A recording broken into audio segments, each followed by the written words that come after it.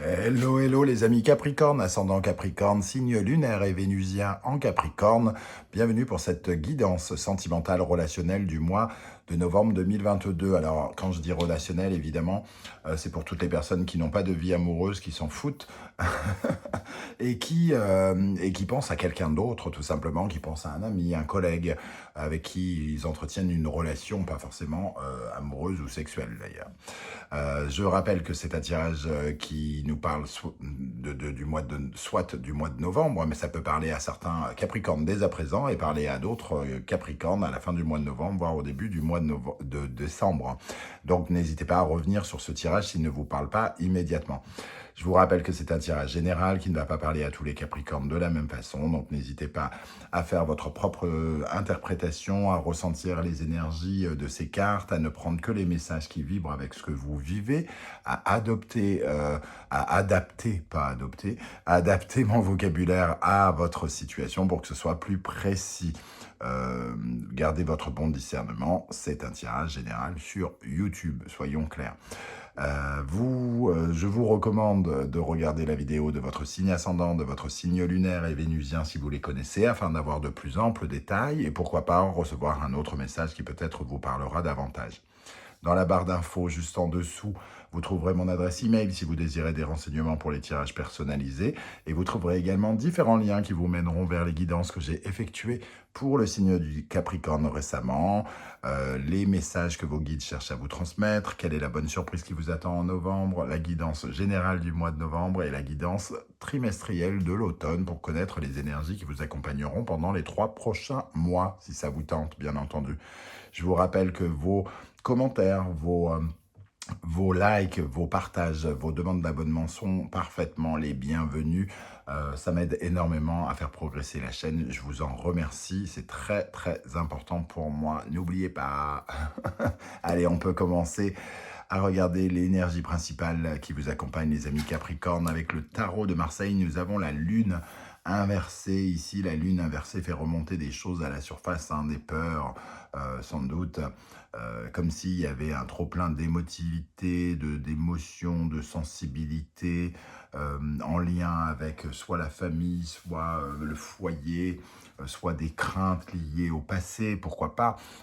Ici, en tout cas, on est un petit peu dans une certaine forme d'émotivité. On a du mal à se canaliser. C'est un peu comme si on prenait un tsunami en pleine tronche, hein, j'ai l'impression. Cette lune inversée nous dit aussi qu'on peut se tromper. Parce qu'on n'y voit pas clair dans une situation. Donc des fausses suppositions, on se trompe, c'est de la calomnie, on peut dire des bêtises, penser des bêtises, être dans l'illusion, ne pas voir exactement ce qui se passe comme ça se passe. Donc avoir une vision déformée de ce qui se passe, une conscience trouble, hein, ou alors carrément se faire des fantasmes. Donc peut-être qu'on croit que quelqu'un est amoureux de nous alors que c'est pas le cas. Et donc on sent en tout cas quelque chose qui bouillonne, hein, à l'intérieur ici avec cette lune inversée. On va regarder avec le reste du tirage, hein, pour essayer de préciser évidemment. Avec l'oracle bleu, nous avons l'énergie de l'âme sœur. L'eau ici, donc cancer, poisson, scorpion, hein. Et l'indécision, ici, ça peut nous parler justement encore une fois des émotions qui sont au centre de votre tirage, hein, cancer, poisson, scorpion, les émotions, les ressentis au profond de vous, tout ce qui vous habite, hein, entre guillemets, tous vos sentiments et toutes vos peurs sont un peu représentés dans cette eau. On voit ici qu'il y a peut-être une certaine forme d'illusion quant à l'expression âme sœur, quant à l'entité de mon égal, mon autre.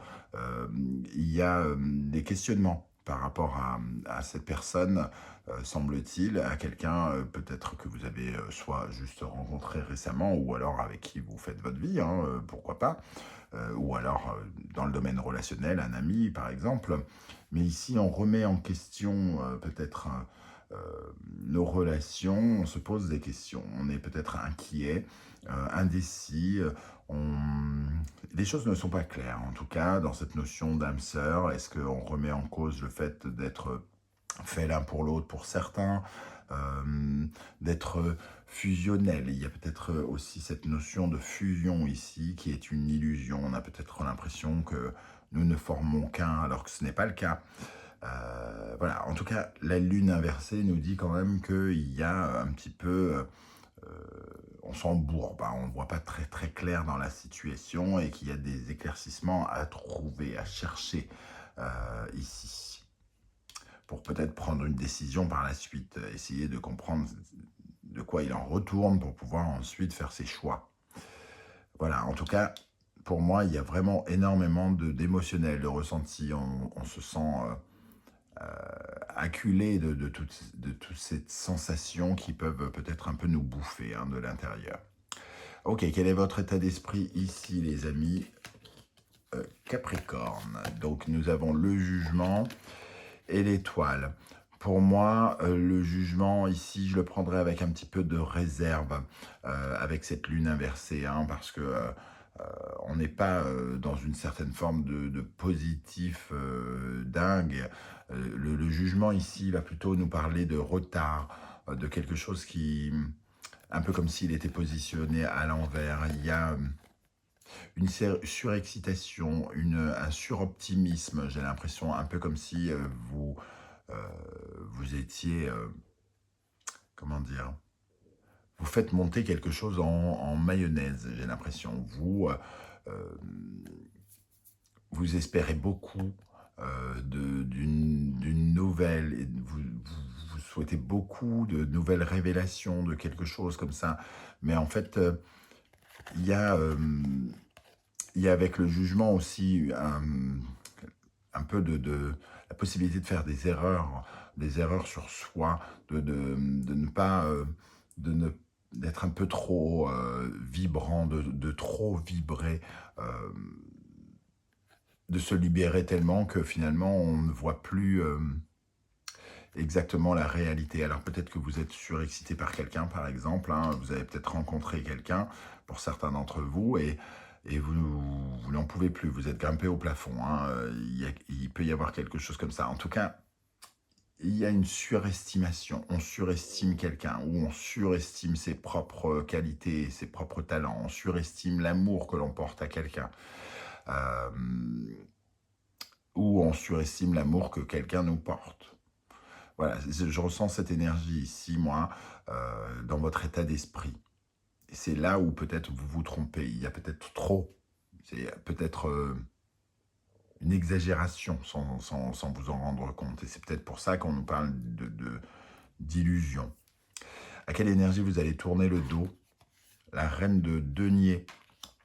La reine de denier, elle nous parle finalement d'une certaine forme d'égoïsme, hein, puisque elle peut penser à elle, à son bien-être, même si elle n'est pas égoïste en soi, puisqu'elle est extrêmement maman poule, elle s'occupe de ses enfants, tout ça. Donc peut-être que ici vous tournez le dos au côté étouffé quelqu'un. Donc peut-être que finalement vous vous étouffez mutuellement ou quelqu'un vous étouffe et que vous allez prendre compte de cet élément peut-être pendant le mois.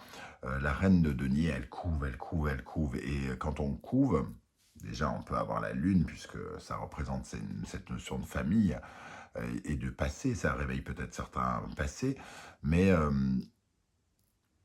on exagère quelque part. Il y a quelque chose qui est exagéré ici.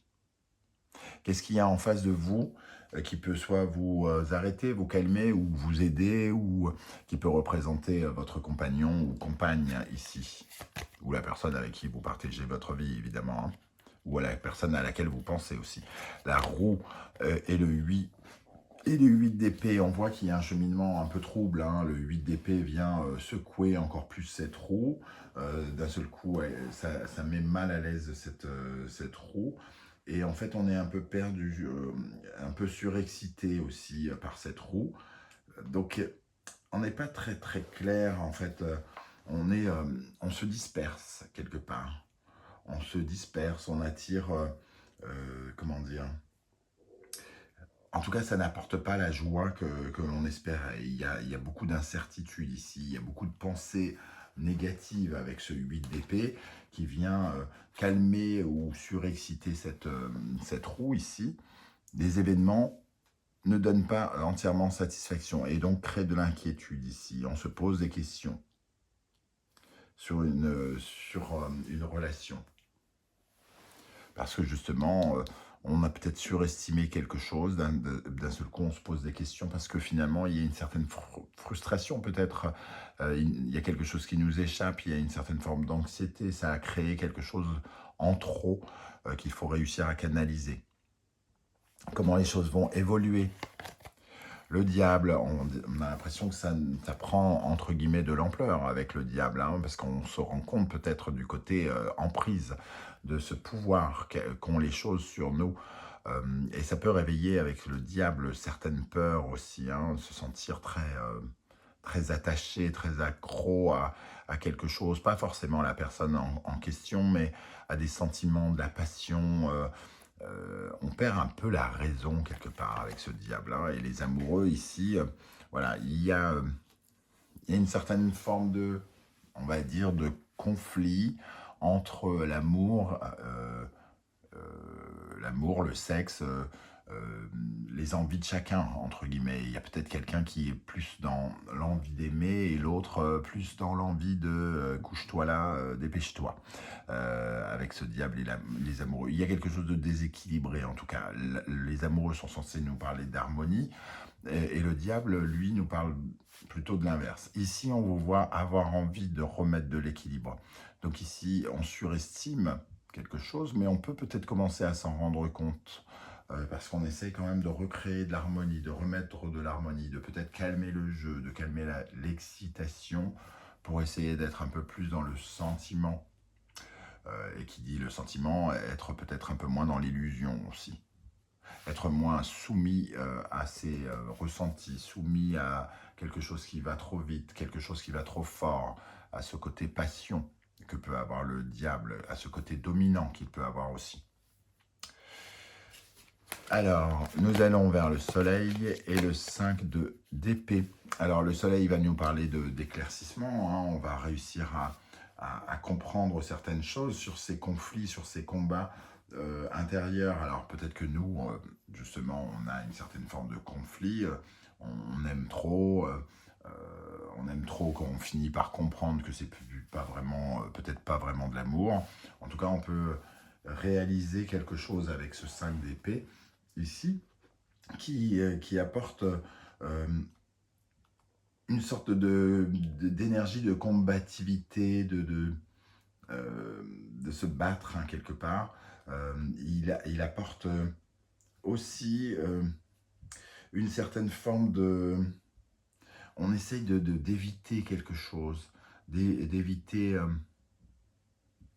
peut-être la jalousie des gens aussi, ici, hein, ça peut représenter le diable, les amoureux. On a l'impression qu'il y a beaucoup de monde qui nous observe. Alors la jalousie, les critiques, peut-être que quelque chose se fait en discrétion.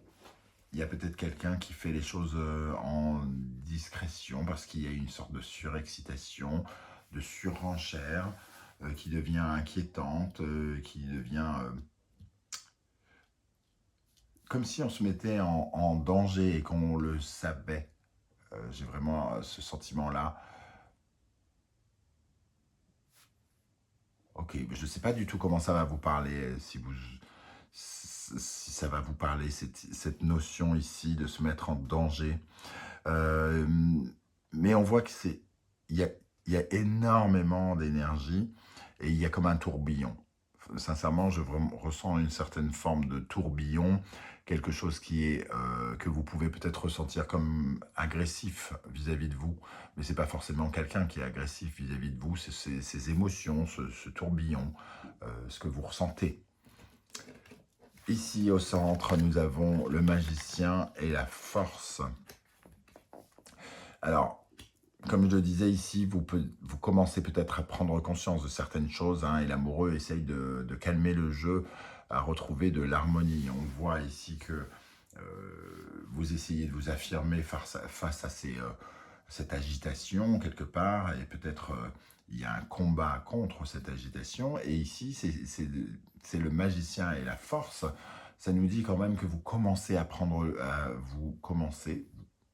le pouvoir, c'est-à-dire à prendre le pouvoir, à essayer de rééquilibrer les choses, à surmonter les épreuves qui sont devant vous, à garder le contrôle de la situation finalement, et, et être plus entre guillemets, dans le pouvoir de réalisation. Le magicien, il agit, la force, elle fait les efforts pour agir également et pour avoir plus de contrôle. Donc, il y a quand même quelque chose qui est un peu hors de contrôle ici, et vous vous en rendez compte, semble-t-il, pendant le mois, ce qui vous permet d'essayer de commencer à canaliser quelque chose qui part un peu n'importe comment peut-être, ou alors ça vous donne l'impression que ça part un peu n'importe comment. Ok, alors pour les Capricornes, qu'est-ce qu'on a ici dans le domaine sentimental, relationnel, amoureux, pour les Capricornes pour le mois de novembre? Alors on a ici le déplacement, le cheval. Alors le cheval nous parle justement d'une sorte d'activité où ça court, ça se déplace, ça bouge, il y a beaucoup de choses qui bougent, qui peut avoir une incidence. Il y a quand même un mouvement très fort qu'on sent ici avec la roue aussi. Il y a quelque chose qui se précipite. Toutes les cartes veulent partir. Donc il y a quelque chose qui se précipite, qu'il faut canaliser. On a ici, ça nous parle peut-être d'une nouvelle rencontre pour certains, et d'un seul coup, peut-être que vous vous emportez très vite ici avec le jugement et l'étoile, et que ça part extrêmement rapidement, mais très vite on se pose beaucoup de questions. Parce qu'il peut y avoir une certaine forme de frustration. Les événements qui avancent rapidement peuvent vous sembler parfois un peu frustrants, et remettre en question vos sentiments, vos sensations avec la lune ici, comme si il y avait quand même des choses qui n'étaient pas claires. Alors, qu'est-ce qu'on a pour les Capricornes? L'hirondelle, les nouvelles, donc il y a quand même de la nouveauté, hein, des nouvelles, mais il y a de la vigilance ici avec le suricate. Donc il y a quand même une certaine forme de méfiance, comme si vous ne voyiez pas tout ce qui se passe, comme s'il y avait des choses qu'il fallait apprendre. Les âmes sœurs, on retrouve cette notion d'âme sœur. C'est quelque chose qui vous relie, mais avec le dos de deck en indépendance, on nous dit que peut-être c'est un sentiment seulement. On a l'impression que c'est quelqu'un qui nous attire, que c'est notre âme sœur, mais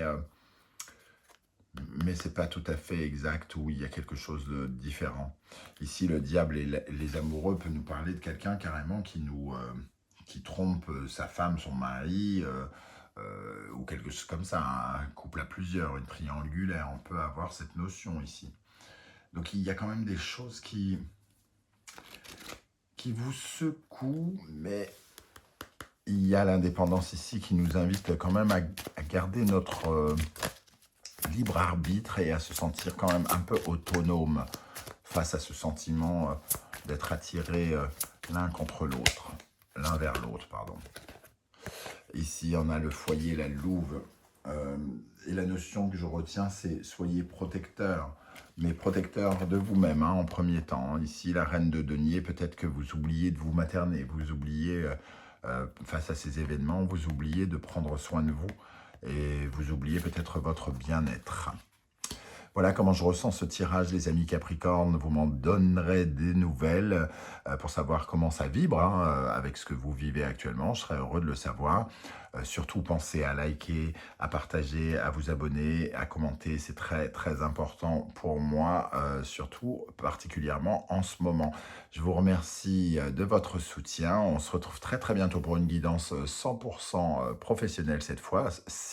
En attendant, prenez soin de vous, les amis Capricorne. Merci d'être là. Ciao, ciao.